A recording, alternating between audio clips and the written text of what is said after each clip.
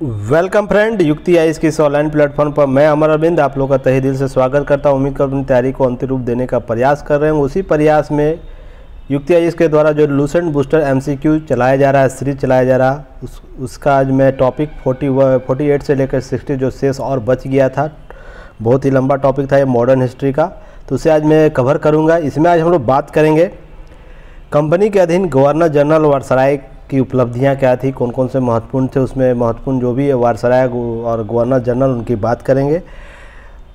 हालांकि इस पर मैं स्पेशल एक वीडियो और बनाऊंगा, गवर्नर जनरल जितने भी हुए हैं, गवर्नर जनरल और वायसराय, उस पर एक स्पेशल वीडियो बनाऊंगा। उसके सभी कार्य, उनके सभी जो भारत के संबंध में नीति निर्माण किया गया, सभी पर विशेष चर्चा मैं अलग से करूंगा। हालांकि अभी हम लोग बात करते हैं केवल लूसेंट के संदर्भ में। उसके बाद बात होगी आगे कांग्रेस अधिवेशन कब और कहां हुआ है, महत्वपूर्ण जो कांग्रेस अधिवेशन था। हालांकि कुछ पहले भी लास्ट जो वीडियो है इसका, उसमें भी शामिल किया गया है। महत्वपूर्ण आंदोलन और घटनाएं कौन कौन सी, उस पर आज विशेष चर्चा करेंगे हम लोग। प्रमुख वचन और नारे कौन कौन से हैं, उस पर हम लोग चर्चा करेंगे। और भी बातें हैं जिसको मैं बताऊंगा।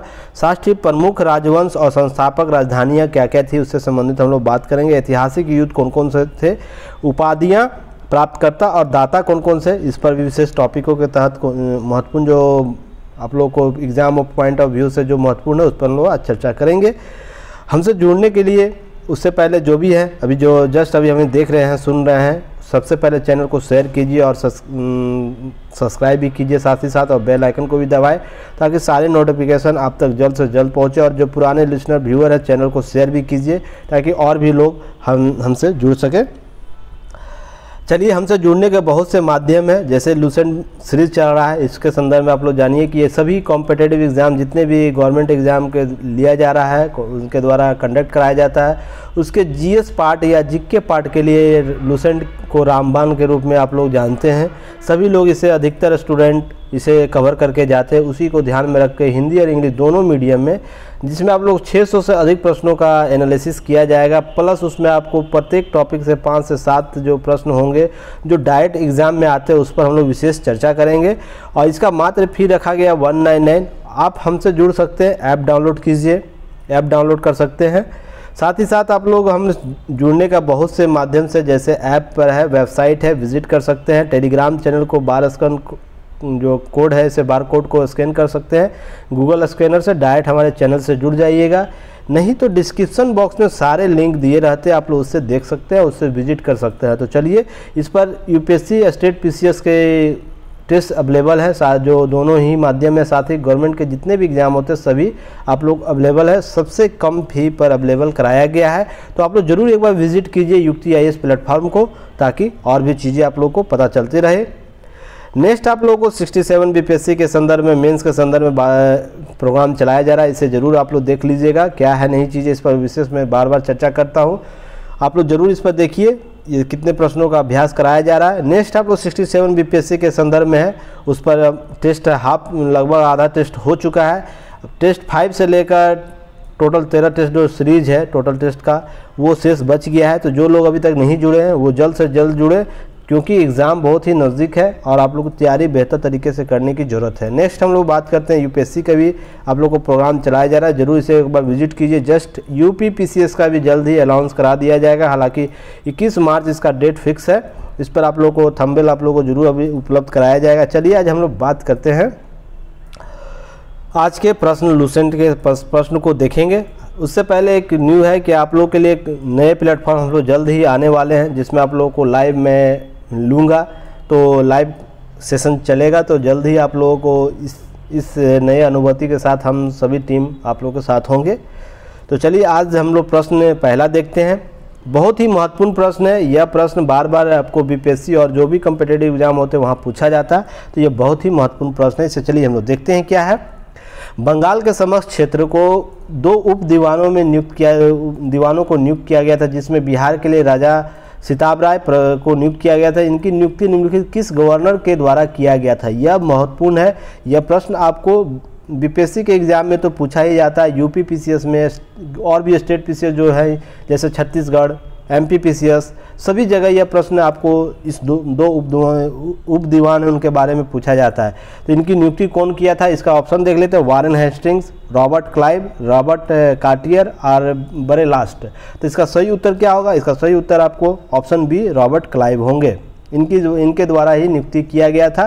चलिए एक्सप्लेनेशन देख लेते हैं। एक्सप्लेनेशन इसका इस रूप में किया गया जो एग्जाम और पॉइंट ऑफ व्यू से इम्पोर्टेंट है। एक्सप्लेनेशन में उन्हीं पॉइंटों को शामिल किया गया जो आपके किसी भी एग्जाम में प्रश्न उससे रूप से पूछा जाता है। तो देख लेते हैं एक्सप्लेनेशन क्या है। रॉबर्ट क्लाइव ने बंगाल में द्वैध शासन की व्यवस्था की, जिसके तहत राजस्व वसूलने के लिए सैनिक संरक्षण विदेशी मामलों कंपनी के अधीन थे। तो द्वैध शासन किसके द्वारा, यह भी आपको पीटी में प्रश्न पूछा जाता है। रॉबर्ट क्लाइव के द्वारा। यह किन किन क्षेत्रों से संबंधित था, तो आपको राजस्व वसूलने के लिए, सैनिक संरक्षण के लिए विदेशी मामलों कंपनी के अधीन थे, जबकि शासन चलाने की जिम्मेवारी नवाब के हाथों में थी। यही दो दोहरी व्यवस्था को द्वैध शासन कहा जाता है, जिसमें जो कंपनी थी उसके तहत राजस्व वसूलने, सैनिक संरक्षण, विदेशियों का मामला आता था, जबकि लोकल स्तर पर जहां शासन चलाने के लिए जिम्मेवारी नवाब के हाथों में रहती थी। तो यह बहुत ही महत्वपूर्ण था द्वैध शासन के संदर्भ में। बंगाल के समस्त क्षेत्र के लिए 2 उप दीवानों की नियुक्ति की गई थी, अर्थात बंगाल उस समय केंद्र रहा करता था अंग्रेजी शासन कंपनी का। तो उस समय 2 उप दीवानों की नियुक्ति की, जिसमें बिहार के लिए राजा सिताब राय, इन्हें उपाधि दिया गया था राजा का, न कि यह राजा थे। यह बहुत ही महत्वपूर्ण है, प्रश्न आपको यहाँ से पूछ सकता है कि राजा सिताब राय क्या किसी प्रांत के राजा थे? तो यह नहीं थे, ये इनको उपाधि दी गई थी। सिताब राय, राजा सिताब राय बिहार के लिए थे उप दीवान, जबकि बंगाल के लिए मोहम्मद रजा खां। इनका नाम बार बार आप लोगों को याद रखिएगा, ये दोनों का।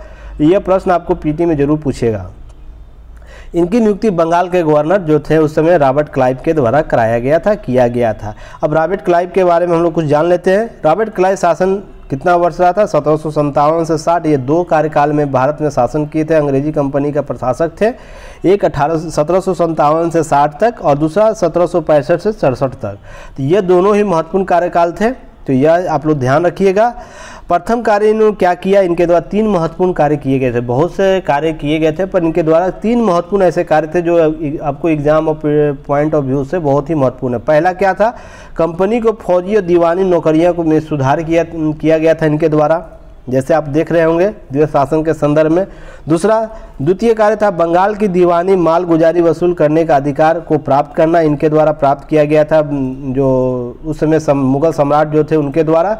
अब तृतीय कार्य था दूसरे राज्यों के साथ कंपनी के संबंध को इसने मधुर बनाया था। आसपास के जितने भी रजवाड़े थे उनके साथ ये मधुर संबंध बनाया था। इसके अतिरिक्त और भी जानकारी चाहिए तो आप लूसेंट का पेज नंबर 42 में जाइएगा, और भी बहुत से इनके बारे में बातें की गई है, आप लोग देख सकते हैं। नेक्स्ट प्रश्न है, आप लोग विजिट जरूर कीजिए www.yuktiis को, और टेलीग्राम चैनल को जरूर चलाइए। वहाँ पर बूस्टर के नाम से आप लोगों को क्विज चलाया जाए, हालांकि 1-2 दिन से भी फिलहाल बंद है क्योंकि कुछ पर्सनल कार्य चल रहा है। तो आपको बूस्टर के नाम से आप लोगों को सीरीज चलाया जाता है, आप लोग जरूर इसमें शामिल होइए। आपको 10,000 प्रश्नों का संग्रह वहाँ दिया जाएगा, जो आप लोग को किसी भी एग्जाम के लिए महत्वपूर्ण होगा, और यह हिंदी इंग्लिश दोनों फॉर्मेट में चलाया जाता है। तो आप लोग जो भी अभ्यर्थी हैं तो आप लोग इसमें शामिल हो सकते हैं और भाग ले सकते हैं। तो चलिए दूसरा प्रश्न लोग देखते हैं क्या है। निम्नलिखित में से किसके शासनकाल में राजकीय कोषागार को मुर्शिदाबाद से हटाकर कलकत्ता किया गया या लाया गया? यह बहुत ही महत्वपूर्ण प्रश्न है। यह प्रश्न आपको बीपीएससी में जरूर देखने को मिलेगा, और भी जो भी एग्जाम है, वनडे एग्जाम होता है, गवर्नमेंट कॉम्पिटिटिव एग्जाम, सभी में यह प्रश्न देखने को मिलेगा। तो पहला ऑप्शन है Warren Hasting, Robert Clive, option C Robert Cartier, और ऑप्शन डी लॉर्ड कॉर्नवालिस। तो इसका सही उत्तर क्या होगा? वारेन हेस्टिंग के शासनकाल में ही कलकत्ता का जो कोषागार था मुर्शिदाबाद से कलकत्ता लाया गया। ये जो मुर्शिदाबाद हुआ करता था उस समय, तो उसे लाया गया, कंपनी का जो कोषागार था उसे कलकत्ता लाया गया। चलिए एक्सप्लेनेशन के तौर पर देखते हैं क्या है। वारेन हेस्टिंग हमारे जो उस कंपनी अधिकारी जो थे वो बहुत ही महत्वपूर्ण व्यक्ति थे, तो इनसे बहुत से प्रश्न आपको पीटी में देखने को मिलेगा। कुछ महत्वपूर्ण जो गवर्नर रहे हैं, या तो गवर्नर जनरल रहे और या वारसराय, ये तीनों का आप लोग जरूर इसे कवर करना चाहिए। यहाँ से आपको एग्जाम में 2 से 3 प्रश्न जरूर देखने को मिलेगा इनके कार्यकाल से। उनके या तो उनके प्रशासनिक कार्य पूछ सकता है, राजनीतिक कार्य पूछ सकता है, या तो राज्यों के बीच संबंधों से संबंधित प्रश्न पूछेगा।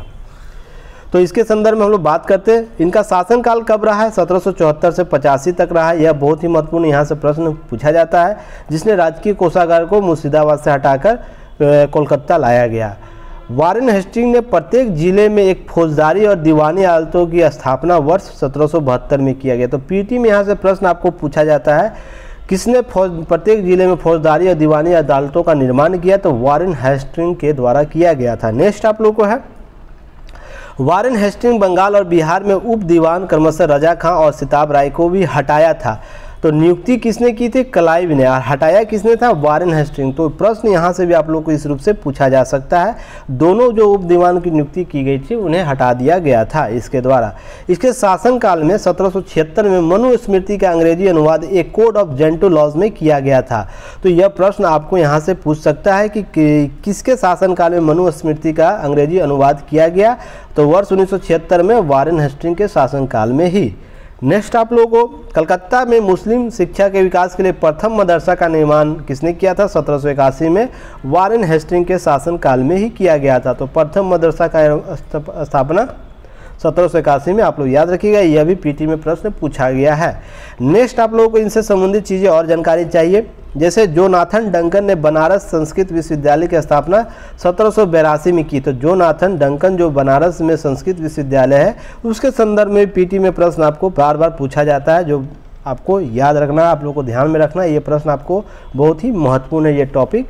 तो इनसे संबंधित, वारेन हेस्टिंग से संबंधित सारे टॉपिकों को कवर कर लेना है। नेक्स्ट है, भगवत गीता का अंग्रेजी अनुवाद विलियम विल्किंसन ने वर्ष 1785 में किया था। तो यह भी आपको यहाँ से प्रश्न पूछा जाता है, भगवत गीता का अंग्रेजी अनुवाद किसने किया था? नेक्स्ट है, 1784 में सर विलियम जोस ने the Asiatic Society of Bengal की स्थापना किया था। वर्ष 1779 में। आप लोग कमेंट बॉक्स में बताइए कि the Asiatic Society of Bombay, अर्थात उस समय मुंबई अभी है वर्तमान में, उस समय बम्बई था, और the Asiatic Society of the England की स्थापना कब की गई थी? यहाँ आप लोग कमेंट बॉक्स में आप लोग कमेंट बॉक्स में बताइए। कमेंट बॉक्स में प्लीज़ आप लोग आंसर जरूर दिया कीजिए। बहुत से इंपॉर्टेंट टॉपिक को वहाँ पर मेरे द्वारा पूछा जाता है, या जो भी सर है उनके द्वारा पूछा जाता है। तो कमेंट बॉक्स में आप लोग दीजिए, ताकि आप लोग को और भी इनरिच हो आप लोगों का नॉलेज, और चीज़ों को एक्टिव मोड में आप लोगों को समझ सकें। यहाँ से अगर आप लोग अच्छे तरीके से कर लेते हैं तो आपको 1 जो 10 का स्कोर है बीपीएससी में, यूपी में जो पास होने का जो क्राइटेरिया है, सभी को आप लोग जरूर क्रॉस कीजिए। आप लोग पीटी किसी भी सूरत में नहीं रुकेगा, बस उस प्लेटफॉर्म पर आप लोग को चलने की ज़रूरत है। चलिए नेक्स्ट हम लोग बात करते हैं, 1789 में ही अभिज्ञान शकुंतलम नामक नाटक, जो संस्कृत नाटक हुआ करता था, उसका अंग्रेजी अनुवाद किया गया 1789 में। यह भी प्रश्न आपसे पूछा जाता है, कब किया गया? नेक्स्ट है, रेगुलेटिंग एक्ट 1773 के अनुसार बंगाल के गवर्नर को अब अंग्रेजी क्षेत्रों के लिए गवर्नर जनरल कहा जाने लगा, जिसका कार्यकाल 5 वर्षों तक निर्धारित किया गया था। तो इसी एक्ट के तहत वारेन हेस्टिंग भारत का प्रथम गवर्नर जनरल बना था। तो आप, यह भी महत्वपूर्ण है, पीटी में प्रश्न आपको पूछा जाता है, यहाँ से महत्वपूर्ण आप लोगों को कवर करना है। नेक्स्ट है, इसका अगर और भी जानकारी चाहिए तो पेज नंबर 42 पर जाइए, बहुत सी जानकारी और भी मिल जाएगी, पर इतना भी इनफ है। इन सब चीज़ों को अगर कवर कर लेते हैं तो आप लोगों का जरूर पीटी जो इससे संबंधित टॉपिक हो वो कवर हो जाएगा। नेक्स्ट क्वेश्चन है, भारत का प्रथम समाचार पत्र द बंगाल गजट का प्रकाशन निम्नलिखित में किस वर्ष किया गया था? तो देखिए, जो भी प्रकाशन हुआ था, जो भारतीय दृष्टि से महत्वपूर्ण प्रकाशन, उसको मैंने शामिल कर लिया। और भी चीज़ें आप लोग को मैं इंक्लूड कर दूंगा, उसे नोटिफाई करा दूंगा, उसे ज़रूर कवर कर लीजिएगा। नेक्स्ट ऑप्शन देख लेते हैं, 1772, 1776, 1780, 1782। तो इसका सही उत्तर होगा ऑप्शन क्या होगा? सी, 1780 होगा। वर्ष 1780 में भारत का प्रथम समाचार पत्र द बंगाल गजट का प्रकाशन जेम्स हिक्की के द्वारा किया गया। तो किनके द्वारा किया गया? याद रखिएगा, कोई भारतीय नहीं थे, ये विदेशी, जेम्स हिक्की के द्वारा। इस समय ब्रिटिश गवर्नर जनरल कौन थे? Warren Hasting. तो प्रश्न यहाँ से यह भी पूछा जा सकता है, किनके शासनकाल में प्रथम समाचार पत्र प्रकाशित किया गया? तो वारेन हेस्टिंग का नाम आप लोग अच्छे से याद कर लीजिएगा। कार्यकाल आप लोग वारेन हेस्टिंग के बारे में भी मैंने जस्ट ऊपर बताया, 1774 से लेकर 85 तक था। 1774 में रेगुलेटिंग एक्ट 1773 के तहत कोलकाता में एक उच्चतम न्यायालय की स्थापना की गई, जिसका अधिकार क्षेत्र कोलकाता था। हालांकि जो वादी रहते थे, दोनों पक्ष के आधार पर इससे बाहर के क्षेत्रों पर भी मुकदमा सुना जाता था। साथ ही इसके यह भारत में उच्चतम था, पर इसके विवाद को इंग्लैंड में भी सुना जाता था। तो यह बहुत ही महत्वपूर्ण है। तो 1774 एक्ट के रेगुलेटिंग एक्ट 1773 के तहत वर्ष 1774 में कलकत्ता में उच्चतम न्यायालय की स्थापना की गई। नेक्स्ट है प्रथम आंग्ल मराठा युद्ध 1775 से 82 में इसके बाद सालबाई संधि भी 1782 में वारेन हेस्टिंग के काल में ही हुआ था। तो ये सब महत्वपूर्ण टॉपिक है, आप लोगों को प्रश्न यहाँ से पूछेगा, इसलिए मैं बस इंक्लूड कर दे रहा हूँ। बाकी चीज़ें में हिस्ट्री में आपको फैकल्टी जो है वो ज़रूर बताएंगे, और वीडियो प्लेलिस्ट में बना हुआ है, जाके ज़रूर देखिए। हिस्ट्री के टॉपिक पे प्लेलिस्ट में या बीपीएससी का प्लेलिस्ट बना, वहाँ जाके ज़रूर देखिएगा, चीज़ें आप लोगों को वहाँ स्पष्ट हो जाएगी। द्वितीय आंग्ल मराठा युद्ध हुआ था 1780 से 84 में। मंगलोर की संधि उसके बाद हुई थी 1784 में। यह भी वारेन हेस्टिंग के शासनकाल में हुआ था। बोर्ड ऑफ रेवेन्यू की स्थापना इसके ही शासनकाल में, इसी के शासनकाल में हुआ था। तो ये भी प्रश्न आपको पीटी में पूछ सकता है, बोर्ड ऑफ रेवेन्यू की स्थापना किस गवर्नर जनरल या गवर्नर के अधीन हुआ था। नेक्स्ट है पीट इंडिया एक्ट 1784 के विरोध में इसका इस्तीफा दे दिया था, और इंग्लैंड में बर्क द्वारा इस पर महाभियोग चलाया गया था। ये बहुत ही महत्वपूर्ण है। एक चीज़ और, क्लाइव के बारे में यह बोला जाता है, उसने इंग्लैंड जाकर आत्महत्या कर लिया था। तो प्रश्न यहाँ से पीटी के संदर्भ में पूछ सकता है कि क्लाइव कौन सा ऐसा गवर्नर था जिसने इंग्लैंड जाकर आत्महत्या कर ली थी। तो क्लाइव, रॉबर्ट क्लाइव, जो आगे मैंने प्रश्न 1 में शामिल किया, उनके संदर्भ में वहाँ छूट गया था, इसलिए मैं अभी सोचा बता दूँ आप लोगों को। महाभियोग इस पर चलाया गया, तो प्रश्न यहाँ से भी पीटी में पूछा गया है। तो ये बहुत ही महत्वपूर्ण हो जाता है, तो आप लोग इसे कवर कर लीजिए। कोई भी क्यूरी है दिए गए नंबर से जरूर कांटेक्ट कीजिए, व्हाट्सएप कीजिए। आप लोगों को 24 आवर आप लोगों को सपोर्ट किया जाएगा ये परीक्षा से संबंधित कोई भी टॉपिक को सॉल्व करने में। गूगल प्ले स्टोर से ऐप जरूर डाउनलोड कीजिए, ताकि और भी चीज़ें आप लोग सीख सकें। वहाँ बहुत से पीआईबी का नोट से इनबिल्ट का इंपॉर्टेंट टॉपिक आप लोगों को कराया जा रहा है, बहुत सी चीज़ आप लोगों को कराया जा रहा है। इंपॉर्टेंट डेट जो आता है, जो भी महत्वपूर्ण, जैसे हाल ही में 8 मार्च का इंपॉर्टेंट जो डे था, जो एग्ज़ाम ओरिएंट था, उसे मैंने कवर कराया था। तो जाके ज़रूर देखिए, वो आप लोग को बहुत ही बेनिफिशियरी होगा आप लोग के एग्ज़ाम के लिए। टेलीग्राम जरूर ज्वाइन कीजिए। चलिए नेक्स्ट हम लोग बात करते हैं चौथा नंबर प्रश्न पर। क्या है चौथा नंबर प्रश्न? आपको कॉर्नवालिस कोड, ये बहुत ही महत्वपूर्ण कोड है। जब भी इन सब चीज़ों को जब आता है, इससे प्रश्न जरूर पूछा जाता है। जैसे कॉर्नवालिस कोड का निर्माण निम्नलिखित में से किस वर्ष कराया गया था? तो वर्ष ऑप्शन ए 1791, 1792, 1793, 1794। तो इसका सही उत्तर क्या है? इसका सही उत्तर आपको ये ऑप्शन आपको सी हो जाएगा। इसका 1793 में ही इसका कराया गया था। तो इसे देख लेते हैं क्या है एक्सप्लेनेशन के तौर पर। शक्तियों के पृथक्करण सिद्धांत पर आधारित कॉर्नवालिस कोड का निर्माण 1793 में लॉर्ड कॉर्नवालिस के द्वारा कराया गया था। तो कॉर्नवालिस कोड के संदर्भ में आप लोग बात देख रहे होंगे। 1793 में कॉर्नवालिस कोड शक्तियों के पृथक्करण सिद्धांत पर आधारित है। तो प्रश्न पीटी में आप लोग यहाँ से पूछ सकता है, सर्वप्रथम भारत में शक्तियों के पृथक्करण सिद्धांत पर आधारित सिद्धांत को किसने लागू किया? तो कॉर्नवालिस था। किस वर्ष लागू किया? 1793 में। इसका कोड का महत्वपूर्ण बातें थी, इसे 4 महत्वपूर्ण चीज़ें थी, उसे आप लोग जरूर देखिएगा। प्रश्न यहाँ से पूछ सकता है। राजस्व और न्याय प्रशासन का पृथक्करण किया गया था। यूरोपीय विषयों को भी अधिकार क्षेत्र में लाया गया था इसके तहत। तो देखिए यहाँ महत्वपूर्ण है, यूरोपीय विषयों को भी इसके क्षेत्र में लाया गया था। नेक्स्ट है, सरकारी अधिकारी अपनी आधिकारिकता क्षमता के किए गए कार्यों के लिए दीवानी अदालतों में जवाबदेह थे। तो यह भी महत्वपूर्ण कोड के तहत लाया गया था। जो भी अधिकारी है उनके अधिकारिता क्षेत्र जो था वो दीवानी अदालतों में प्रति जवाबदेह बना दिया गया। तो वह सॉवरेंट अब नहीं रहे, अर्थात आपको जवाब देना होगा दीवानी अदालतों में। कानून की संप्रभुता का सिद्धांत स्थापित किया गया। तो प्रश्न यहाँ से पीटी में आप लोग को पूछ सकता है, कानून की संप्रभुता का सिद्धांत किस गवर्नर जनरल के समय आया? तो यह भी महत्वपूर्ण है, तो आप लोग जरूर इसे कवर करिएगा, यहाँ से प्रश्न पूछ सकता है। तो कॉर्नवालिस के संदर्भ में, कॉर्नवालिस का शासनकाल 2 पीरियड में रहा था, 1786 से लेकर आपको 93 और नेक्स्ट 1805 में अल्पकाल के लिए। तो यह बहुत ही महत्वपूर्ण था। तो इसके संदर्भ में देखते और चीज़ें। कॉर्नवालिस ने 1793 में जिला कलेक्टर को उसकी न्यायिक शक्तियों से वंचित कर दिया था। तो प्रश्न पीटी में यहाँ से पूछ सकता है और पूछा भी गया है, तो इसे आप लोग जरूर कवर करिएगा। कंपनियों के कर्मचारियों को व्यक्तिगत व्यापार पर प्रतिबंध लगा दिया गया था। किसके द्वारा? लॉर्ड कॉर्नवालिस के द्वारा।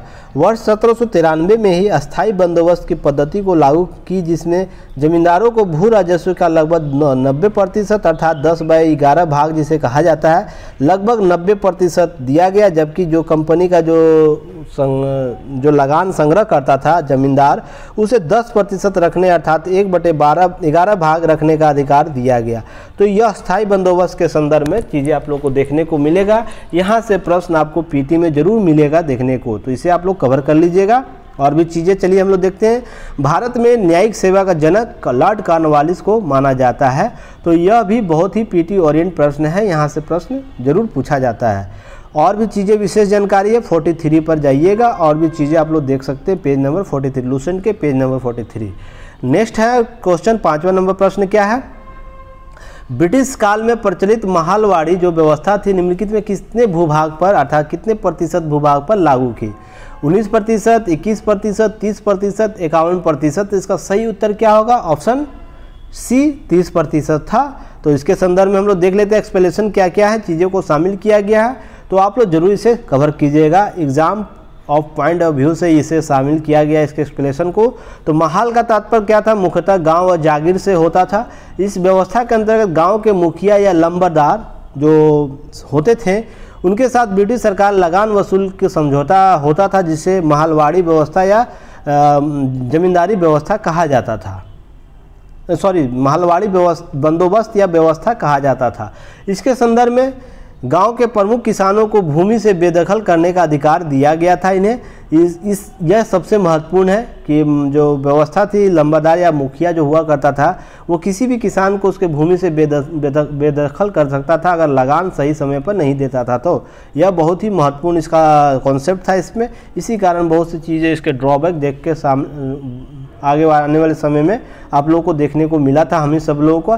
इसका वीडियो भी प्लेलिस्ट में बना हुआ है, हिस्ट्री के पार्ट में जाइएगा, सभी भू राजस्व के संदर्भ में वहाँ पे वीडियो बना है, जरूर से देखिएगा। बहुत सी चीज़ों को आप लोग नया सीखने को मिलेगा कॉन्सेप्ट के बारे में। नेक्स्ट है महालवाड़ी व्यवस्था के तहत लगान का निर्धारण महाल या संपूर्ण गाँव के उपज के आधार पर किया जाता था। तो उपज के आधार पर यहाँ किया जाने वाला लगान पद्धति कौन था? यह भी आपको प्रश्न पूछ सकता है पीटी में। तो महालवाड़ी था। लॉर्ड हेस्टिंग्स द्वारा गंगा घाटी, आगरा, पश्चिमी उत्तर प्रदेश, मध्य प्रांत, पंजाब के क्षेत्रों में इस नई राज्य व्यवस्था को लागू करने की थी, जिसे महालवाड़ी का नाम दिया गया था। यह भी महत्वपूर्ण है, लॉर्ड हेस्टिंग्स के द्वारा यह लागू किया गया किन किन क्षेत्रों पर, यह प्रश्न पीटी में पूछा गया है, पूछा भी जाता है, तो इसे आप लोग कवर कर लीजिएगा।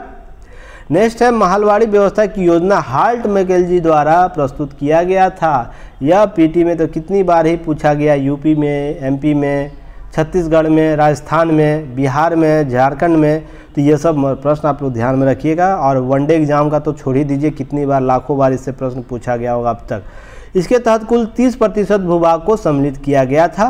तो 30% जो कंपनी के भूमि थे, यहाँ ध्यान रखिएगा, कंपनी के भूमि का 30%, ना कि संपूर्ण भारत का, समझ लीजिएगा। यहाँ पर कंपनी के भूमि जो अधिकार क्षेत्र थे उसका 30%। नेक्स्ट है ब्रिटिश काल में अन्य भू राजस्व व्यवस्था कौन कौन सी, उसे एक नज़र देख लेते हैं फटाफट, क्योंकि यहाँ से आप लोगों को बहुत सी चीज़ें कवर हो जाएगी।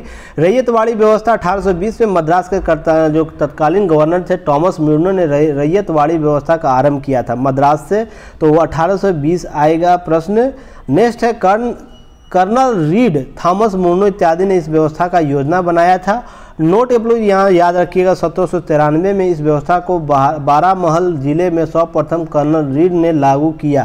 तो यहाँ पर आप लोग कंफ्यूज मत होइएगा, अगर 1820 और 1793 दिया रहेगा तो प्रश्न ये रहेगा सर्वप्रथम किसने लागू किया, तो 1793। भारत में कब लागू हुआ, तो 1820 याद रखिएगा, ध्यान रखिएगा। ये चीज़ें आप लोग को ऑप्शन बिहार के संदर्भ में हो सकता है इस तरह का प्रश्न पूछ दे। अगर दोनों के संदर्भ में यहाँ केवल अस्थाई बंदोबस्त किससे संबंधित है, तो दोनों डेट होगा, ऑप्शन ई बिहार में चला जाएगा। अगर प्रश्न किस रूप से पूछ रहा है उस पर आप लोग आंसर दीजिएगा। अगर सर्वप्रथम पूछा जाए तो 1793 में आपको कर्नल रीड के द्वारा बारामहल में जिले में लागू किया गया था 1793 में। पर मद्रास प्रेसिडेंसी के तहत भारत में ब्रिटिश कंपनी के अधीन पर 1820 में लागू किया गया। यह महत्वपूर्ण हो जाता है। यह व्यवस्था मद्रास, बम्बई और असम के कुछ भागों में लागू किया गया, जो रैयतवाड़ी व्यवस्था का 51% था। यह व्यवस्था जो था कुल कंपनी के भूमि का 51% था। क्यों? क्योंकि यह तीनों जो क्षेत्र है बहुत ही बड़ा क्षेत्र पर प्रांत हुआ करता था उस समय, जो कुल ब्रिटिश कंपनियों का 51% हुआ करता था। इसलिए यह बड़ा 3 स्टेट ही बड़ा आप लोग इसके संदर्भ में देखने को मिल जाता है।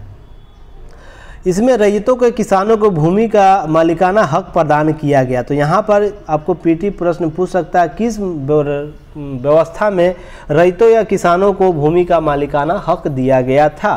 तो ये आप लोग को इससे संबंधित है। रैयतवाड़ी व्यवस्था में किसान स्वयं कंपनी का भू राजस्व देने के लिए उत्तरदायी था।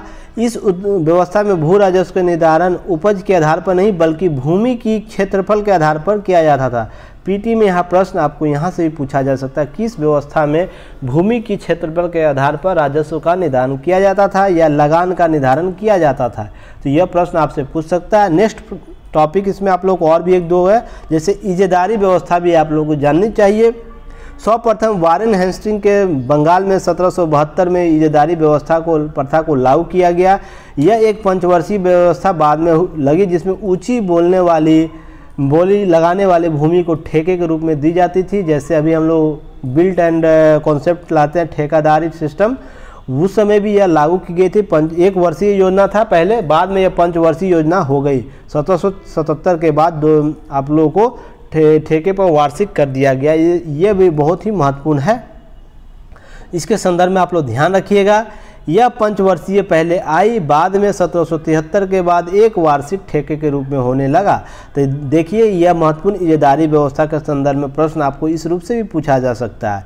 उसके बाद अस्थाई बंदोबस्त या जमींदारी व्यवस्था आया था। लॉर्ड कॉर्नवालिस ने इजेदारी व्यवस्था को दोषों को दूर करने के लिए उसने उद्देश्य अस्थाई बंदोबस्त को आरंभ किया गया। वारेन हेस्टिंग इस व्यवस्था में कुछ दोष थे जिसमें ठेके के आधार पर जो दिया जाता था, उन दोषों को दूर करने के लिए कॉर्नवालिस ने आपको इस व्यवस्था लागू किया गया, जो बिहार, बंगाल, उड़ीसा, बनारस और उत्तरी कर्नाटक के लागू क्षेत्र था, जो कुल भूमि का 19% भाग पर लागू था। तो ध्यान रखिएगा, यहाँ पर ये भी चीज़ें आप लोगों को प्रश्न में पूछ सकता है। अस्थाई बंदोबस्त के तहत जमींदारों को भूमि का अस्थाई मालिक माना गया। तो तीनों में अलग अलग कॉन्सेप्ट है, जिसमें मैंने आप लोगों को बताया। पीटी ओरिएंट यहाँ से प्रश्न है, डायरेक्ट यहाँ से प्रश्न आपको देखने को मिलेगा। इस भू राजस्व व्यवस्था का योजनाकार कौन था? लॉर्ड कॉर्नवालिस और जॉन सॉर। तो ये दोनों का नाम आप लोग याद रखिएगा, यहाँ से प्रश्न आपको पीटी में पूछ सकता है। तो और भी अतिरिक्त जानकारी चाहिए तो पेज नंबर 43 पर जाइए लूसेंट का, वहाँ और भी चीज़ें आप लोग को देखने को मिल जाएगा। हालांकि सभी महत्वपूर्ण चीज़ों को मैंने यहाँ शामिल कर लिया है। नेक्स्ट है 6ठा प्रश्न, श्वेत क्रांति की घटना निम्नलिखित के किसके शासनकाल के दौरान हुआ था? तो option A Lord Curzon, Lord Ripon, Lord Dufferin, Lord Chelmsford. तो इसका सही उत्तर क्या होगा?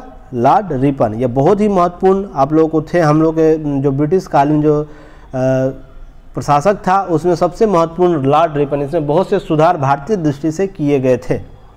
जैसे श्वेत क्रांति की घटना लॉर्ड रिपन के शासनकाल के दौरान हुआ, जब फरवरी 1883 में, ये 2 फरवरी शायद है, आप लोग ये जो क्रॉस वेरिफिकेशन कर लीजिएगा, 2 होना चाहिए। फरवरी 1883 में यूरोपियों के विरुद्ध भारतीय न्यायाधीश के मुकदमा की सुनवाई एल्बर्ट विधेयक में प्रस्तुत किया गया था। इसी विधेयक के विरोध में यूरोपवासियों ने प्रबल विरोध के कारण इसे वापस लिया गया। इस विधेयक में था कि भारतीय न्यायाधीश द्वारा यूरोपियों का सजा सुनाने की बात थी, यानी न्यायालय में सुन सकता था। इसी संबंधी जो विधेयक था इसके संदर्भ में लागू किया गया था, जिसे श्वेत विद्रोह के नाम से जानते हैं हम लोग। यह बहुत ही महत्वपूर्ण यहाँ से प्रश्न आपको देखने को मिलेगा। लॉर्ड रिपन का कार्यकाल क्या था? 1880 से 84 था। वर्ष 82 में इन्होंने वर्नाकुलम प्रेस एक्ट को समाप्त किया। तो कमेंट बॉक्स में आप लोग बताइए कि वर्नाकुलम प्रेस एक्ट को लागू किसने किया था। हालांकि इसे लास्ट जो वीडियो था उसमें अपलोड किया गया, बनाया गया था, उसमें इसके साथ एक्सप्लेनेशन भी किया गया आप लोग। तो कमेंट बॉक्स में ज़रूर बताइए इसका किसने समाप्त किया था, किसने लागू किया था। सिविल सेवा के प्रवेश की अधिकतम आयु सीमा जो 19 वर्ष से बढ़ाकर 20 वर्ष कर दिया गया था। इनके द्वारा ही स्थानीय स्वशासन का जनक इन्हें लॉर्ड रिपन का माना जाता है या कहा जाता है। नेक्स्ट है वर्ष 1881 में 100% नियमित जनगणना जो कराएगी, जो अब तक प्रत्येक 10 वर्ष पर अंतराल पर किया जाता है, इन्हीं के द्वारा किया गया। पर लेकिन 100% जो जनगणना था 1872 में ब्रिटिश वायसराय जो थे लॉर्ड मेयो के अधीन पहली बार कराई गई थी। दोनों ही एग्जाम में आप लोगों को पीटी ओरिएंट प्रश्न आपको पूछा जाता है, इसलिए आप लोग इसे मिस नहीं कीजिए। धीरे धीरे स्टेप बाय स्टेप अगर करते हैं तो आपका कोई भी प्रश्न इन सब पार्ट से आप लोगों को प्रश्न नहीं छूटेगा। तो आप लोग ध्यान से पढ़े लगे रहिए, ध्यान हमारे साथ बने रहिए, हमारे चैनल को शेयर कीजिए और भी लोगों तक, ताकि और भी लोग हमसे जुड़ सके और हम लोग बेहतर तरीके से और भी कार्य करने के लिए मोटिवेट हो सके। जल्द ही हम लोग आप लोग के सामने आप लोगों को स्मार्ट क्लास के जरिए जुड़ने वाले हैं, तो उसके लिए कार्य प्रोसेस में है। तो जल्द ही हम लोग आप लोग से मिलेंगे, तब तक के लिए आप लोग इसी से हम लोग एंजॉय कीजिए। प्रथम कारखाना अधिनियम 1881 भी इन्हीं के शासनकाल में लॉर्ड रिपन के काल में शुरुआत हुआ था। यह भी महत्वपूर्ण अधिनियम था। शिक्षा के सुधार के लिए विलियम हंटर की अध्यक्षता में एक आयोग का गठन किया गया था। यह भी आपको संदर्भ में महत्वपूर्ण है एग्जाम पॉइंट ऑफ व्यू से। नेक्स्ट है फ्लोरेंस नाइटिंगेल ने रिटन को भारत का उद्धारक कहा है। क्यों? क्योंकि बहुत से ऐसे भारत उत्तरोत्तर सुधार किया था इसने, इसलिए इसे फ्लोरेंस नाइटिंगेल नामक एक विद्वान था, यूरोपीय विद्वान था, जिसने इसे भारत का उद्धारक कहा था। नेक्स्ट हम लोग चलिए 7वें नंबर प्रश्न देखते हैं। निम्नलिखित में किस वर्ष तेभांगा आंदोलन हुआ था? तो वर्ष 1920, वर्ष 1931, वर्ष 1942, वर्ष 1946। तो इसका सही उत्तर आपको वर्ष 1946 होगा। ऑप्शन डी होगा इसका सही उत्तर। क्यों होगा देख लेते हैं एक्सप्लेनेशन के तौर पर।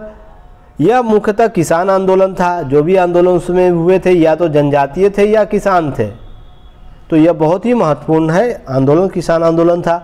वर्ष 1946 में यह आंदोलन सर्वाधिक सशक्त आंदोलन था, जिसमें किसानों ने फ्लाइट जो कमीशन के सिफारिश के अनुरूप लगान दर घटाकर 1/3 करने के लिए संघर्ष शुरू किया था। उस समय एक ब्रिटिश कंपनी के द्वारा फ्लाइट कमीशन का नियुक्ति किया, जिसने जो टैक्स था उसके अनुरूप दर था उसे 1/3 करने के लिए जो बढ़ाया था उसके कम करके 1/3 पर लाने के लिए विद्रोह किया गया था। इसने अर्थात वस्तुतः जो फ्लाइट कमीशन था उसने करों में वृद्धि की थी, उसी को कम करने के लिए विद्रोह किया गया था। यह आंदोलन जोतदारों के विरुद्ध बटाईदारों का आंदोलन था। तो ध्यान रखिएगा यहाँ पर कौन सा आंदोलन था? जोतदार अर्थात जो रैयत थे उनके विरुद्ध बटाईदारों का आंदोलन था। इन दोनों के बीच विद्रोह हुआ था, उसी के संदर्भ में चीज़ें देखने को कि बीच में मलाई यही लोग खा रहे थे। इस आंदोलन का महत्वपूर्ण नेता कौन था? कंपाराम सिंह और दूसरा भवन सिंह। यह प्रश्न आपको पूछा गया है, तो इसलिए आप लोग ध्यान से रखिएगा, पीटी में पुनः इसे पूछा जा सकता है।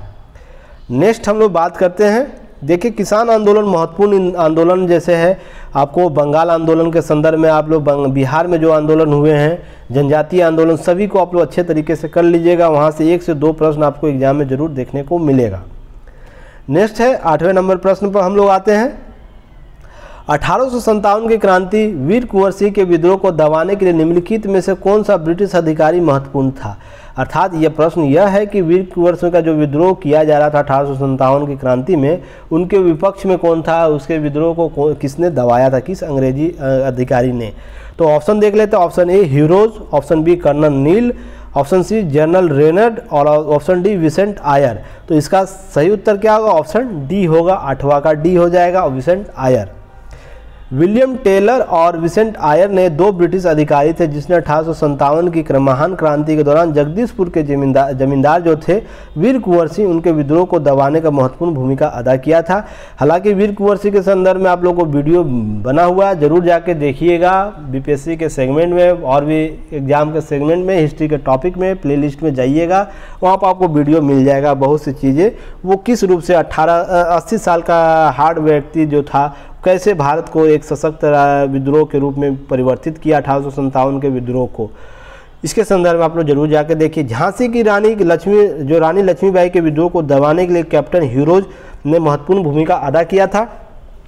कैप्टन हीरोज रानी लक्ष्मीबाई के संदर्भ में ही एक वक्तव्य दिया था, वो बहुत ही फेमस है। एक मर्दानी जो 100 पर भारी थी, खूब लड़ी मर्दानी वो झांसी वाली रानी थी, इसी के संदर्भ में बोला गया था, इसके द्वारा ही बोला गया था। तो यह महत्वपूर्ण हो जाता है प्रश्न, आप लोग की पीटी में प्रश्न यहाँ से पूछ सकता है। नेक्स्ट, 1857 क्रांति फतेहपुर का विद्रोह जो हुआ था उसका नेतृत्व अजीमुल्लाह के द्वारा किया जाए, जिसे जनरल रेनेट के द्वारा बर्बरतापूर्वक विद्रोह को दबा दिया गया था। तो फतेहपुर विद्रोह जो हुआ था उस दौरान उसमें अजीमुल्लाह ने लिया था भाग, उसका नेतृत्व किया था, जिसे जनरल जो रेनेट था उसने विद्रोह को दबा दिया। दिल्ली का जो 1857 की क्रांति का नेतृत्व बहादुर शाह जफर जो उस समय मुगल बादशाह था, उसने सेनापति जो था बख्त खां को अपना सेनापति का नियुक्त किया, जो मुख्यतः 1857 क्रांति का नेतृत्व कर रहा था। को निकलसन जो मारा गया था और हडसन ने दिल्ली के विद्रोह को दबाने में सफल रहा। तो यह बहुत ही महत्वपूर्ण है आप लोगों के लिए, पीटी ओरिएंट यहाँ से प्रश्न आपको पूछ सकता है। बहुत से जैसे लखनऊ में हजरत बेगम थी, उनके द्वारा भी, फिर टीपू ताता टोपे के बारे में आप लोगों को प्रश्न पूछा जाता है। तो हिस्ट्री के सेगमेंट में जाइए, 1857 के क्रांति के संदर्भ में आपको सारे लिस्ट को आपको शामिल किया गया है। जाकर एक बार विजिट कीजिए, देखिए प्लेलिस्ट को, आपको बहुत सी चीज़ें आप लोगों को नई चीज़ें सीखने को मिलेगी, ऑथेंटिक चीज़ों को देखने को मिलेगी और नए कॉन्सेप्ट के साथ। तो आप लोग वीडियो जरूर बना जाकर देखिए। 9वें प्रश्न पर हम लोग आते हैं। क्या है 9वां प्रश्न? आपको 9वां प्रश्न महाराष्ट्र के क्रांतिकारी आंदोलन को भरने का श्रेय या बढ़ाने का श्रेय या वहाँ पर ज्वलित करने का श्रेय तिलक को जाता है कि पत्र केसरी को जाता है? यह मुख्यतः किस भाषा में लिखा गया? या इस तरह भी प्रश्न होता है, जो तिलक थे, तिलक द्वारा प्रकाशित पत्र केसरी की भाषा कौन सी थी? तो अंग्रेजी थी, मराठी थी, हिंदी थी या उपरोक्त सभी थी? तो इसका सही उत्तर क्या होगा? इसका सही उत्तर आपको ऑप्शन बी मराठी हो जाएगा, क्योंकि मराठी भाषा में यह पत्र आया था। तो एक्सप्लेनेशन देख लेते हैं। महाराष्ट्र के क्रांतिकारी आंदोलन के भरने का श्रेय तिलक के पत्र केसरी को जाता है।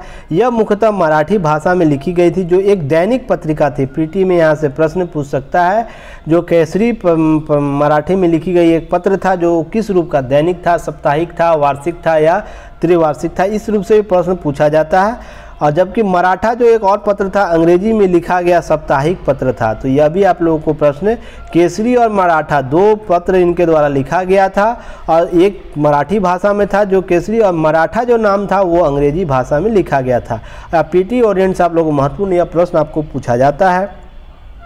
नेक्स्ट, 1893 में गणपति महोत्सव और 1895 शिवाजी उत्सव के लिए तिलक के द्वारा आरंभ किया गया, बाल गंगाधर तिलक के द्वारा। तो यह भी आपको प्रश्न पीटी ओरिएंट पूछा जाता है, तो आपको यह ध्यान में रखना चाहिए, यहाँ से प्रश्न आपको बनेगा और ये प्रश्न आप लोगों को कवर भी करना चाहिए।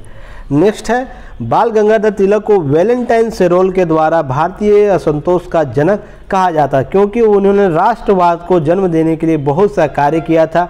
तो ऑब्वियसली है कि जो विपक्ष में हमारा कंपनी शासन है उसको इससे दिक्कत हुआ होगा, और उसी के संदर्भ में बोलता है कि हम जो अभी आप लोगों को मैंने जस्ट ऊपर बताया, कॉर्नवालिस कोड जो पृथ्वीकरण का सिद्धांत है, उसके बाद रूल ऑफ लॉ को लाना चाह रहा था। हालांकि ब्रिटेन अपने जो भी चीज़ें इनबिल्ड हुआ वर्ल्ड में रक्तपात के आधार पर ही हुआ था, पर उसने भारतीय जनक जो हमारा राष्ट्रवाद को बढ़ावा मिल रहा था उसे असंतोषजनक कहा गया था वैलेंटाइन सेरोल के द्वारा।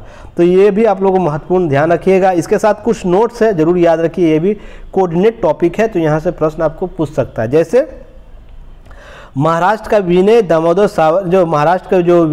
सावरकर थे, सावरकर भाई, उनके द्वारा वर्ष 1904 में अभिनव भारत नामक संस्था को स्थापित किया, जिसने भारत में सभी स्थानों लगभग महत्वपूर्ण जैसे बंगाल हुआ, बिहार हुआ, मध्य प्रांत, उत्तर प्रांत, सभी जगह जाकर अपना कार्यालय खोला। भारत में क्रांतिकारी जो जागृति थी उसे बढ़ाने में महत्वपूर्ण अदा किया था। साथ ही महाराष्ट्र का महत्वपूर्ण क्रांतिकारी पत्रकार काल का संपादक प्रांजपे ने किया था।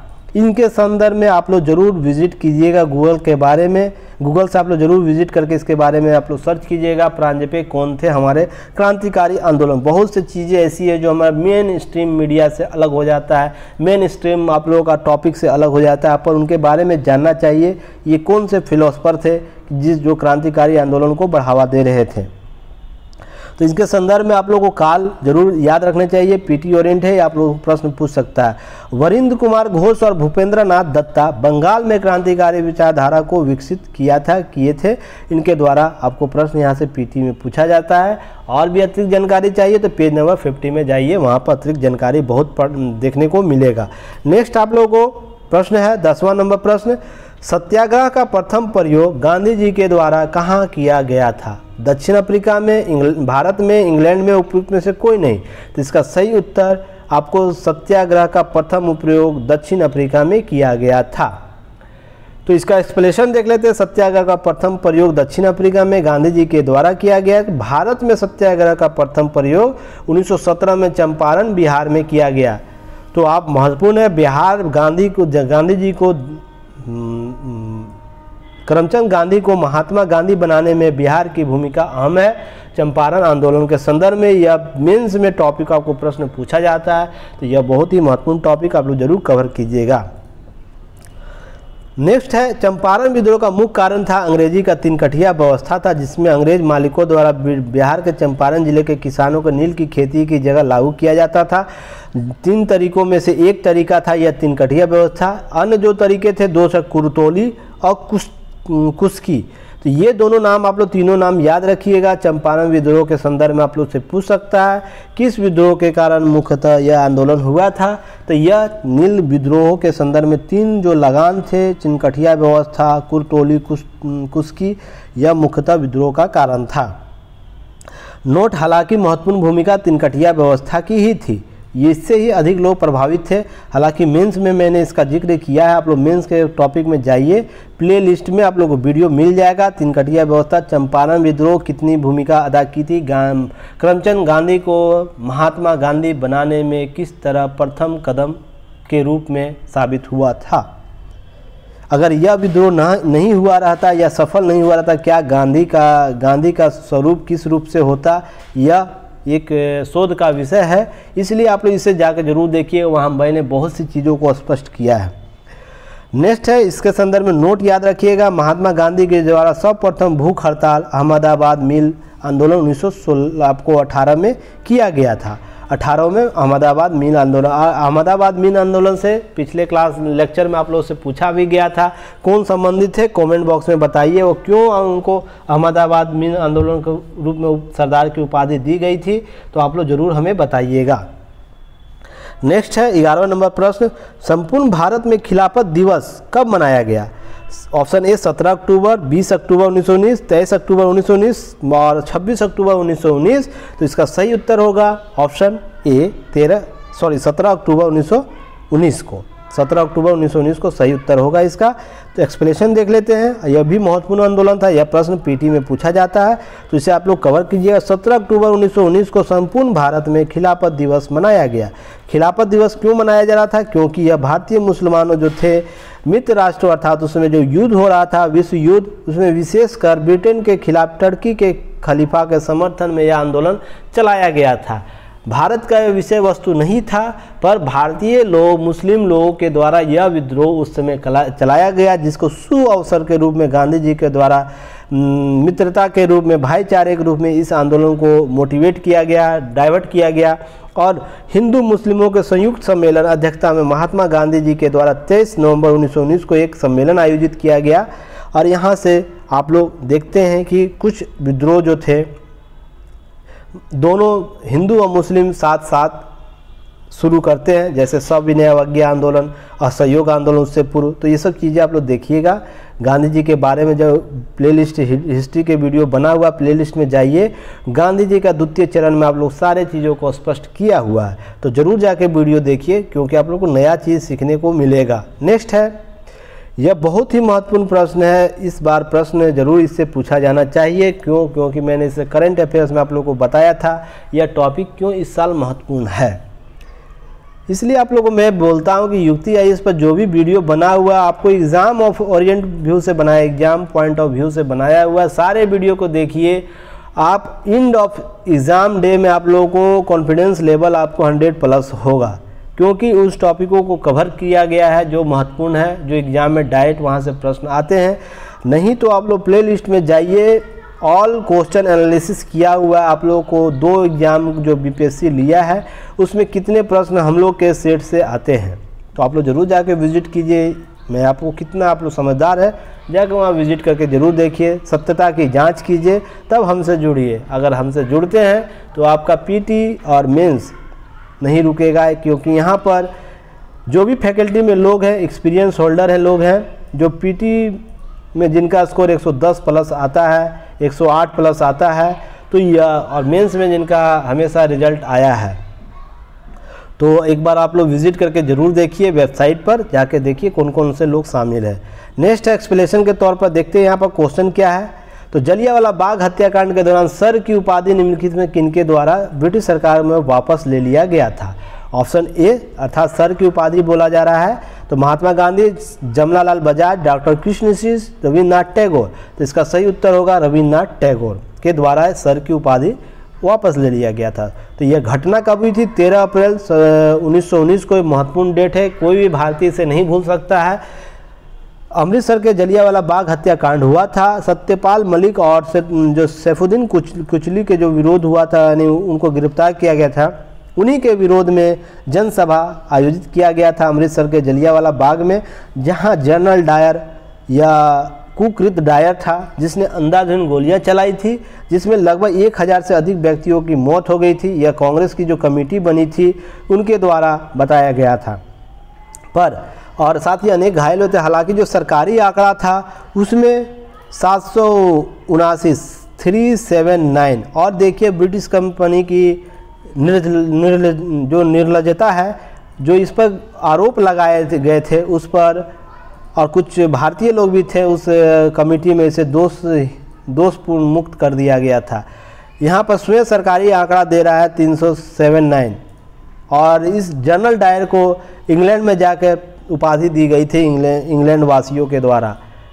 तो जिसमें आपको उधम सिंह का जो नाम सुनते होंगे, उस जनरल डायर को जाकर इंग्लैंड में मारा था। पहला ऐसा भारतीय था जिसने उसी के ज़मीन पर जाकर किसी अंग्रेज को मारा था। तो यह इनके बारे में फिल्म भी आया है, आप लोग ज़रूर देखिएगा इस फिल्म को। यहाँ से बहुत सी चीज़ें आप लोग सीखने को मिलेगी। बहुत सी चीज़ें आप लोगों को, कुछ मूवी ऐसी आती है जिसको आपको ज़रूर विजिट करना चाहिए। जैसे उरी मूवी है, आपको उधम सिंह है, पान सिंह तोमर है। इसके बाद आप लोगों को भाग मिल्खा भाग है, 83 मूवी है। तो आप लोग ये सब मूवी ज़रूर देखिए। ज़रूरी नहीं हमेशा पढ़ाई करते रहिए, कुछ मूवी मोटिवेशनल मूवी है, ज़रूर देखिए। फिर आप लोग को 1-2 मूवी और देखनी चाहिए, जैसे आप लाल बहादुर शास्त्री के संदर्भ में मूवी आई हुई, उनको देखने चाहिए। अभी आज ही रिलीज हुआ है Kashmir file, the Kashmir file, उसे ज़रूर आप लोग देखिएगा। तो भारत में किस तरह जेनोसाइड होता है, पहले हुआ करता था, और उसकी भरपाई किस रूप से लोग कर रहे थे, और उसको आप लोग ज़रूर देखना चाहिए। चलिए, लीक से हट गया मैं, फिर भी आप लोगों को ज़रूर देखना चाहिए, क्योंकि इन सब चीज़ों को आप लोगों को कब सीखिएगा। किताब में जो परोस दिया है वही सही नहीं है, हमें एग्ज़ाम और व्यू से देखना पड़ता है, पर ज़रूरी नहीं जो किताब में वही सही हो, उसकी सत्यता की जांच जरूर होनी चाहिए। इस हत्याकांड के विरोध में महात्मा गांधी ने केसरे हिंद की उपाधि, रविन्द्रनाथ टैगोर ने सर की उपाधि और जमनालाल बजाज ने राय बहादुर की उपाधि ब्रिटिश सरकार को वापस कर दिया, क्योंकि ऐसा ही कांड हुआ था जिसमें इतने लोगों को मारा गया था, इसलिए बहुत से लोगों ने इसके विरोध में अपनी उपाधि को लौटा दिया था। नेक्स्ट है जलियांवाला बाग हत्याकांड के विरोध में वायसराय की जो कार्यकारिणी परिषद की सदस्यता थी, शंकर नायर ने भी इस्तीफा दे दिया था। तो यह भी प्रश्न आपको पीटी में पूछ सकता है और पूछा भी गया है, तो आप लोग को ध्यान से रखना है किसने कार्यकारिणी परिषद से इस्तीफा दिया था, तो शंकर नायर। इस हत्याकांड की जांच के लिए ब्रिटिश सरकार ने 19 अक्टूबर 1919 को लॉर्ड हंटर की अध्यक्षता में कमेटी का गठन किया गया, जिसमें 5 अंग्रेज और 3 भारतीय थे। 3 भारतीयों का नाम क्या था, यह भी आपको प्रश्न देखना चाहिए। सर चिमनलाल सितलवाड़ा, साहबजादा सुल्तान अहमद और जगत नारायण। इन तीनों ने भी मौन स्वीकृति दी थी इस कांड को उचित ठहराने में। नेक्स्ट चलिए प्रश्न देखते हैं। बहुत सी चीज़ें भावनाओं में बह जाता है लोग, पर आज का भारत कुछ और ही है, जवाब मांगता है और मांगना भी चाहिए। नेक्स्ट है जय जगत का नारा निम्नलिखित में से किनके द्वारा दिया गया। Option A Mahatma Gandhi, option B Subhash Chandra Bose, Rabindranath Tagore, Vinoba Bhave. इसका सही उत्तर आपको ऑप्शन डी होगा, विनोबा भावे के द्वारा जय जगत का नारा दिया गया था। जय जगत का नारा विनोबा भावे के द्वारा दिया, जबकि महात्मा गांधी जी के द्वारा करो या मरो का नारा, भारत छोड़ो का नारा दिया गया था।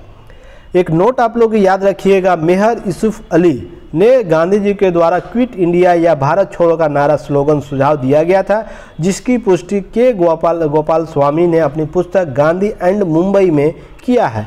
तो अगर यहाँ पर आप लोगों को प्रश्न पूछा जाए क्वेश्चन कि क्विट इंडिया मूवमेंट का किसके दिमाग की उपज है, तो यह मेहर यूसुफ अली का हो जाएगा।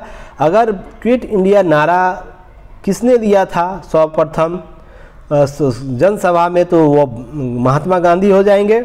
इसके संदर्भ में आप लोगों को चीज़ों को देखना, इस रूप से भी प्रश्न पूछ सकता है। सुभाष चंद्र बोस के द्वारा जय हिंद तुम मुझे खून दो मैं तुम्हें आज़ादी दूंगा से संबंधित बुलंद नारा किया था, और इनके बारे में बहुत सी चीज़ों को आप लोगों को मैंने हिस्ट्री में कवर किया है, जाके प्लेलिस्ट में वीडियो देखिए। कौन से शख्सियत थे इन सुभाष चंद्र बोस, किसी भी परिचय के मोहताज नहीं है सुभाष चंद्र बोस। इसके संदर्भ में बहुत सी चीज़ें भ्रांतियाँ फैली हुई है, आप लोग जाकर जरूर देखिएगा।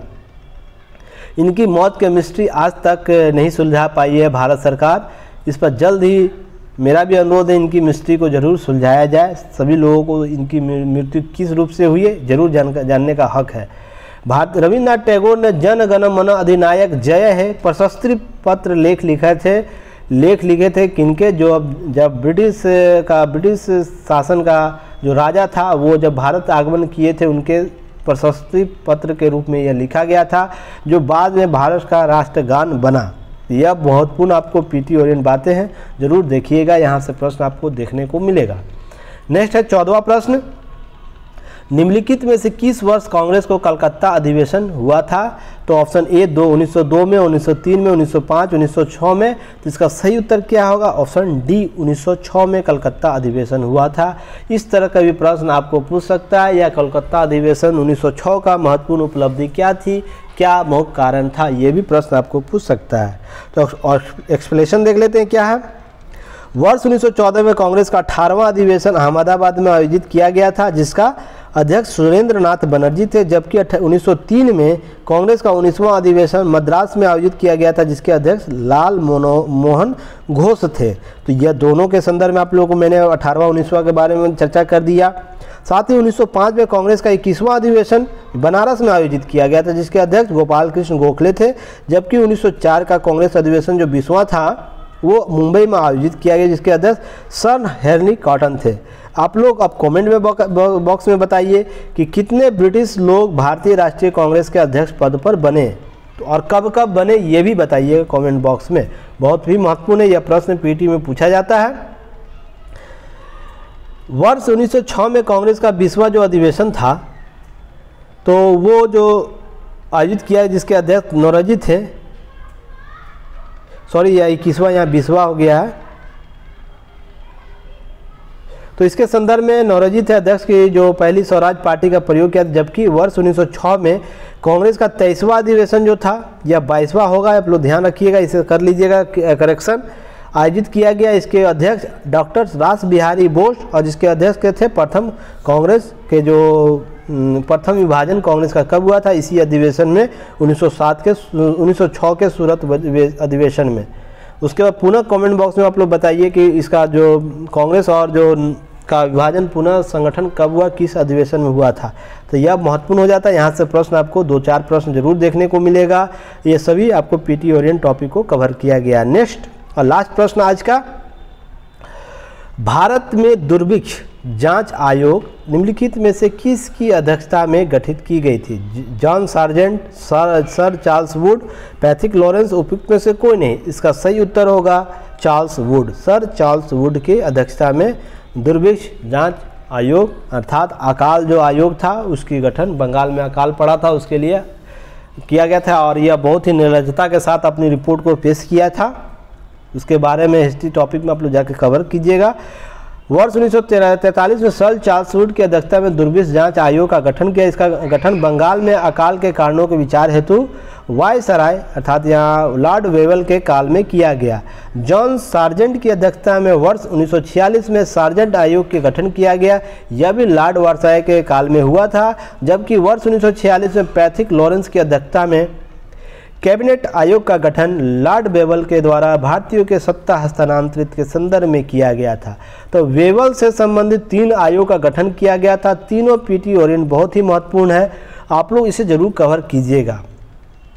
और भी हम लोग नेक्स्ट वीडियो के साथ अब हम लोग कल ज्योग्राफी पर बात करेंगे। टॉपिक आप लोगों को दिया गया है, उस जाइए गूगल ऐप पर आप लोग जाइए या वेबसाइट पर लूसेंट बूस्टर पर जाइएगा, वहाँ पर आप लोगों को क्विज का सारा जो डायग्राम है उसका सिलेबस है आप लोगों को अपलोड किया हुआ, उसे देख लीजिएगा। कल से आप जो 14 मार्च को आपको नेक्स्ट आपको वीडियो आएगा जिसमें ज्योग्राफी से हम लोग बात करेंगे। तो उससे आज जो लास्ट वीडियो था हिस्ट्री का, उम्मीद करता हूँ बहुत सी चीज़ों को कवर किया होगा। जो पीटी ओरिएंट है आप लोग यहाँ से प्रश्न कवर करेगा। इसके अतिरिक्त भी लास्ट में जो जब ये सेशन समाप्त होगा लूसेंट का, वहाँ पर मैं 100 आप लोगों को टॉपिक कवर करवाऊँगा अलग से, जिसमें आप लोगों को वहाँ से डायरेक्ट प्रश्न आएंगे। किसी भी रूप से आप लोगों को 110 से कम नंबर नहीं आएगा, इसकी गारंटी आप लोगों को युक्ति आईएएस देगा। इतना आप लोगों को इतना मटेरियल आप लोगों को अवेलेबल कराएगा exam of point of view से, जो आप लोगों को एग्ज़ाम हॉल में बहुत ही कूल माइंड से आप लोग एग्ज़ाम दे ऐसी स्थिति में ला के छोड़ेगा, ताकि आप लोग बेहतर तरीके से रिजल्ट लेकर आए और युक्ति को मोटिवेट करें। इसी के साथ मैं अमरविंद आप लोग से विदा लेता हूँ नेक्स्ट वीडियो तक। तब तक के लिए धन्यवाद। मस्त होकर तैयारी करते रहिए, बुलंद होकर चीज़ों को सीखते रहिए। धन्यवाद। जय हिंद।